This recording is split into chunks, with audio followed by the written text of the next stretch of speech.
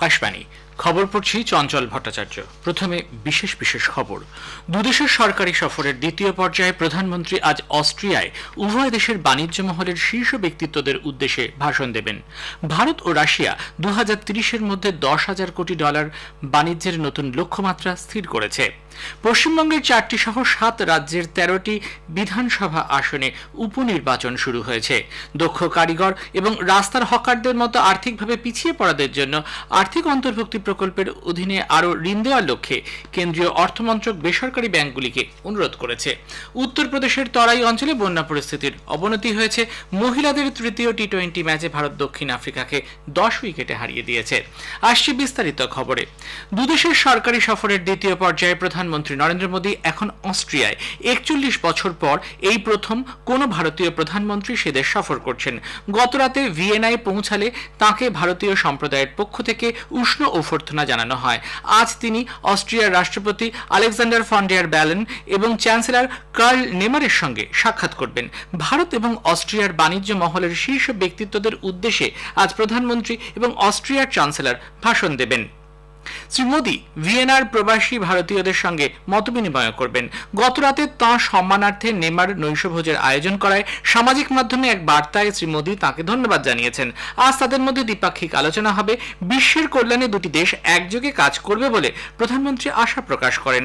Austria সফরের প্রাক্কালে রবিবার তিনি বলেন, উভয় দেশই গণতান্ত্রিক মূল্যবোধ এবং স্বাধীনতা ও আইনের শাসনে বিশ্বাসী।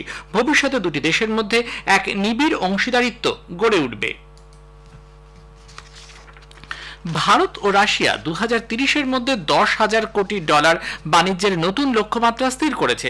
বিদেশ সচিব বিনয় কোয়াত্রা জানিয়েছেন, প্রধানমন্ত্রী নরেন্দ্র মোদী ও রুশ রাষ্ট্রপতি ভ্লাদিমির পুতিন বাণিজ্য, শক্তি, বিজ্ঞান ও প্রযুক্তি, প্রতিরক্ষা সহ বিভিন্ন ক্ষেত্রে আর্থিক সহযোগিতা বৃহত্তর পরিসর নিয়ে আলোচনা করেছেন।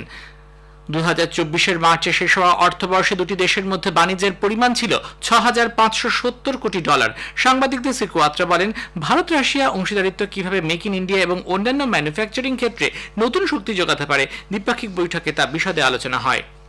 রাশিয়ার সর্বোচ্চ নাগরিক সম্মান Order of the Saint Andrew the অ্যাপোজেলে ভূষিত হয়েছেন প্রধানমন্ত্রী নরেন্দ্র মোদী। রাশিয়ার রাষ্ট্রপতি ভ্লাদিমির পুতিন শ্রী মোদীকে এই সম্মান প্রদান করেন। রাশিয়া ও ভারতের বন্ধুত্বপূর্ণ সম্পর্ককে আরও দৃঢ় করতে এবং দুদেশের মধ্যে কৌশলগত অংশীদারিত্বকে অন্য মাত্রায় পৌঁছে দেওয়ার ক্ষেত্রে প্রধানমন্ত্রীর কাজকে স্বীকৃতি দিতেই এই সম্মান গ্রহণের পর প্রধানমন্ত্রী বলেন, এটি 140 কোটি ভারতবাসীর সম্মান। পশ্চিমবঙ্গ সহ 7 রাজ্যের 13টি বিধানসভা আসনের উপনির্বাচনে ভোট গ্রহণ শুরু হয়েছে। পশ্চিমবঙ্গের রায়গঞ্জ, রানাঘাট দক্ষিণ, বাগদা ও মানিকতলা, হিমাচল প্রদেশের দেহরা, হামিরপুর ও নালাগড়, উত্তরাখণ্ডের বদ্রীনাথ, মঙ্গলাউর, বিহারের রূপাওলি, মধ্যপ্রদেশের অমরওয়াড়া, তামিলনাড়ুর বিক্রবান্দি এবং পাঞ্জাবের জলন্ধর পশ্চিম আসনে ভোট গ্রহণ চলবে সন্ধ্যে 6টা পর্যন্ত। অবাধ ও সুষ্ঠু ভোট গ্রহণ সুনিশ্চিত করতে সব রকমের ব্যবস্থা নেওয়া হয়েছে। পশ্চিমবঙ্গের 4টি আসনে মোতায়েন করা হয়েছে মোট 70 কোম্পানি কেন্দ্রীয় বাহিনী। ভোট গণনা শনিবার 13 জুলাই। কোভিড অতিমারির সময় লকডাউনে যাত্রীদের কাটা টিকিটের অর্থ ফিরিয়ে দিতে অনলাইন ট্রাভেল প্ল্যাটফর্ম যাত্রাকে নির্দেশ দিয়েছে কেন্দ্রীয় উপভোক্তা অধিকার রক্ষা বিষয়ক কর্তৃপক্ষ সিসিপিএ। উপভোক্তা বিষয়ক মন্ত্রক জানিয়েছে, জাতীয় উপভোক্তা হেল্পলাইনের মাধ্যমে সিসিপিএ জারি করা নির্দেশ সম্পর্কে জানতে পেরেছে মন্ত্রক। ওই হেল্পলাইনে একাধিক অভিযোগ জমা পড়েছে। এর মধ্যে বাতিল করা প্লেনের টিকিটের অর্থ ফেরত না দেওয়া সংক্রান্ত অভিযোগই বেশি। উল্লেখ্য, 2020 সালে সুপ্রিম কোর্ট নির্দেশ দিয়েছিল, এজেন্টের মাধ্যমে লকডাউনের সময় টিকিট কাটলে সব টাকাই ফেরত দিতে হবে। ষোড়শ অর্থ কমিশন 5 সদস্যের পরামর্শদাতা পরিষদ গঠন করেছে। এই পরিষদ কমিশনকে বিভিন্ন বিষয়ে সহায়তা করবে। কমিশনকে বিভিন্ন গবেষণামূলক কাজে সাহায্য করা হবে। এছাড়াও জাতীয় ও আন্তর্জাতিক প্রেক্ষাপটে গৃহীত বিভিন্ন সিদ্ধান্তের বিষয়ে বিস্তারিতভাবে জানানো হবে। দক্ষ কারিগর এবং রাস্তার হকারদের মতো আর্থিকভাবে পিছিয়ে পড়াদের জন্য পিএম স্বনিধি, পিএম বিশ্বকর্মা এবং জনসমর্থ পোর্টালের মতো আর্থিক অন্তর্ভুক্তি প্রকল্পের অধীনে আরও ঋণ দেওয়ার লক্ষ্যে অর্থমন্ত্রক বেসরকারি ব্যাংকগুলিকে অনুরোধ করেছে। আর্থিক পরিষেবা দপ্তরের সচিব বিবেক যোশী গতকাল বেসরকারি ব্যাংকগুলির শীর্ষ আধিকারিকদের সঙ্গে এই প্রকল্পগুলির অগ্রগতির বিষয়ে একটি পর্যালোচনা সভায় সভাপতিত্ব করেন। জাতীয় যক্ষ্মা নির্মূল কর্মসূচি NTEP-র জন্য অধ্যাপক ও ডাক্তার সৌম্যা স্বামীনাথনকে মুখ্য উপদেষ্টা হিসেবে নিয়োগ করেছে কেন্দ্রীয় স্বাস্থ্য ও পরিবার কল্যাণ মন্ত্রক। তিনি বিনা পারিশ্রমিকে এই কাজ করবেন। মন্ত্রক এক বিবৃতিতে জানিয়েছে, জাতীয় যক্ষ্মা নির্মূল কর্মসূচির অধীনে নির্দিষ্ট লক্ষ্য পৌঁছানো, গবেষণা সংক্রান্ত কৌশলগত সিদ্ধান্ত গ্রহণ ও প্রয়োজনীয় বিষয়ে উপদেশ দেবেন ডাক্তার সৌম্যা স্বামীনাথন। উল্লেখ্য, তিনি বিশ্ব স্বাস্থ্য সংগঠন WHO-র প্রধান বৈজ্ঞানিক এবং ভারতীয় চিকিৎসা গবেষণা পর্ষদ ICMR-এর ডিরেক্টর জেনারেল হিসেবে কাজ করেছেন। নিট ইউজি প্রশ্ন ফাঁস মামলায় সিবিআই বিহার থেকে আরও দুজনকে গ্রেপ্তার করেছে। সানি কুমার নামে এক পরীক্ষার্থীকে নালন্দা থেকে ধরা হয়। গয়া থেকে গ্রেপ্তার করা হয় আরেক পরীক্ষার্থীর বাবা রঞ্জিত কুমারকে। প্রশ্ন ফাঁস কাণ্ডে এ পর্যন্ত বিহার ও ঝাড়খণ্ড থেকে 8 এবং মহারাষ্ট্রের লাতুর, গুজরাটের গোধরা ও উত্তরাখণ্ডের দেরাদুন থেকে একজন করে মোট 11 জনকে গ্রেপ্তার করেছে সিবিআই।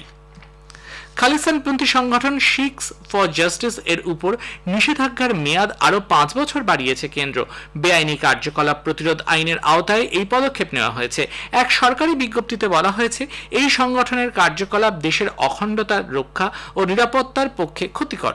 উল্লেখ্য, গুরুপতওয়ান্ত সিং পান্নুনের এই সংগঠনকে 2019 সালে নিষিদ্ধ ঘোষণা করে কেন্দ্র। এই খবর প্রচারিত হচ্ছে আকাশবাণী থেকে। উত্তরপ্রদেশের তরাই অঞ্চলে বন্যা পরিস্থিতির অবনতি হয়েছে। মুখ্যমন্ত্রী যোগী আদিত্যনাথ আজ বন্যা বিধ্বস্ত পিলিভিট ও লখিমপুরা খেরি জেলার পরিস্থিতি আকাশপথে সরেজমিনে খতিয়ে দেখবেন। কেন্দ্রীয় মন্ত্রী জিতেন প্রসাদেরও তার সফর সঙ্গী হবার কথা।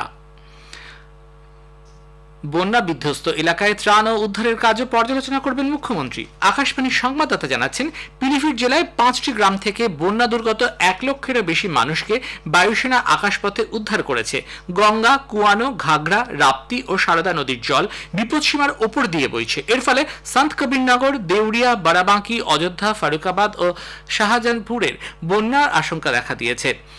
পিলভিট থেকে যাতায়াতের সমস্ত রাস্তা জলমগ্ন, ফলে যান চলাচল দারুণভাবে ব্যাহত। পিলভিট টনকপুর ও পিলভিট মৈলানি রুটের সমস্ত ট্রেন গত দুদিনে হয় বাতিল বা যাত্রাপথ সংক্ষিপ্ত করা হয়েছে। জাতীয় বিপর্যয় মোকাবিলা বাহিনী NDRF, রাজ্য বিপর্যয় মোকাবিলা বাহিনী SDRF ত্রাণ ও উদ্ধারের কাজ চালাচ্ছে। বিভিন্ন সংখ্যালঘু সম্প্রদায়ের সঙ্গে সুসম্পর্ক বজায় রাখা, বৈরিতা যাতে না হয় তা নিশ্চিত করার জন্য মহকুমা স্তরে প্রতি মাসে একবার সর্বধর্ম বৈঠক আয়োজনের প্রস্তাব দিয়েছে জাতীয় সংখ্যালঘু কমিশন। এক নির্দেশিকায় কমিশন সব রাজ্য ও কেন্দ্রশাসিত অঞ্চলগুলিকে এই মর্মে যে পরামর্শ দিয়েছে তাতে বলা হয়েছে, জেলা স্তরে প্রতি 6 মাসে একবার এ ধরনের বৈঠক করতে হবে। এর ফলে সাম্প্রদায়িক সম্প্রীতি বজায় থাকবে। সমাজ বিরোধী, দেশ বিরোধী যেসব শক্তিগুলি বিভিন্ন সম্প্রদায়ের মধ্যে ঘৃণা বিদ্বেষ ছড়ায় তাদের প্রতিহত করতে কর্তৃপক্ষকে কঠোরভাবে পদক্ষেপ নেওয়ার কথা বলা হয়েছে।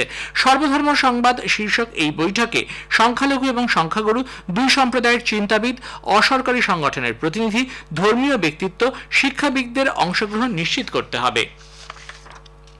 পবিত্র অমরনাথ যাত্রার জন্য জম্মুর ভগবতী নগর যাত্রী নিবাস থেকে 4627 জনের তীর্থযাত্রীর একটি দল আজ সকালে রওনা হয়েছে। এই দলে রয়েছেন 3422 জন পুরুষ, 1027 জন মহিলা, 27টি শিশু, 137 জন সাধু, 15 জন সাধ্বী। এরা 185টি গাড়ি করে রওনা হন। এদের মধ্যে 1854 জন তীর্থযাত্রী বালতাল হয়ে এবং 2773 জন পাহেলগাঁও হয়ে অমরনাথ যাবেন। বিজেপির সর্বভারতীয় সভাপতি জেপি নাড্ডা বলেছেন, দলীয় কর্মীদের নিষ্ঠা ও দায়বদ্ধতা মোদী সরকারের তৃতীয়বার ক্ষমতায় আসার অন্যতম কারণ। কেরালা তিরুভানন্তপুরমে রাজ্য বিজেপির বর্ধিত কার্যনির্বাহী সভায় সমাপ্তি অনুষ্ঠানে তিনি বলেন, IMF এর প্রতিবেদন অনুযায়ী ভারতের বৃদ্ধির হার প্রায় 6.8%, যা অন্যান্য উন্নত দেশের তুলনায় অনেক বেশি। দেশে যে সুস্থায়ী উন্নয়ন ঘটছে এটি তারই প্রমাণ। অন্ধ্রপ্রদেশ ও তেলেঙ্গানার মতো কেরালা বিধানসভা নির্বাচনেও বিজেপি আরও বেশি আসন পাবে বলে দৃঢ় প্রত্যয় ব্যক্ত করেন তিনি। স্পেন উয়েফা ইউরোপিয়ান ফুটবল চ্যাম্পিয়নশিপের ফাইনালে উঠেছে। জার্মানির মিউনিখে গতরাতে প্রথম সেমিফাইনালে স্পেন 2-1 গোলে ফ্রান্সকে হারিয়ে দেয়। জার্মানির ডর্টমুন্ডে আজ দ্বিতীয় সেমিফাইনাল ম্যাচটি হবে ইংল্যান্ড ও নেদারল্যান্ডসের মধ্যে। ফাইনাল সোমবার। মহিলাদের তৃতীয় টি20 ম্যাচে ভারত দক্ষিণ আফ্রিকাকে 10 উইকেটে হারিয়ে দিয়েছে। চেন্নাইয়ের M.A. চিদম্বরম স্টেডিয়ামে গতকাল সিরিজের তৃতীয় ও চূড়ান্ত টি20 ম্যাচে টসে জিতে ভারত দক্ষিণ আফ্রিকাকে ব্যাট করতে পাঠায়। 17 ওভার 1 বলে সবকটি উইকেট হারিয়ে তারা 84 রান করে। জবাবে ব্যাট করতে নেমে কোনো উইকেট না হারিয়ে 88 রান করে ভারত। শেষে বিশেষ খবর আরও একবার। দুদেশের সরকারি সফরের দ্বিতীয় পর্যায়ে প্রধানমন্ত্রী আজ অস্ট্রিয়ায় উভয় দেশের বাণিজ্য মহলের শীর্ষ ব্যক্তিত্বদের উদ্দেশ্যে ভাষণ দেবেন। ভারত ও রাশিয়া 2030-এর মধ্যে $10,000 কোটি বাণিজ্যের নতুন লক্ষ্যমাত্রা স্থির করেছে। খবর শেষ হলো।